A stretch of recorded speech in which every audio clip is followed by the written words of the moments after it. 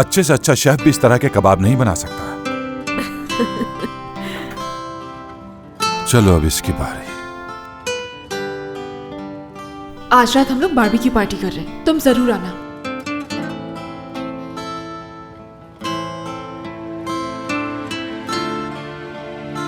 अपने बाबा की हेल्प नहीं करोगी?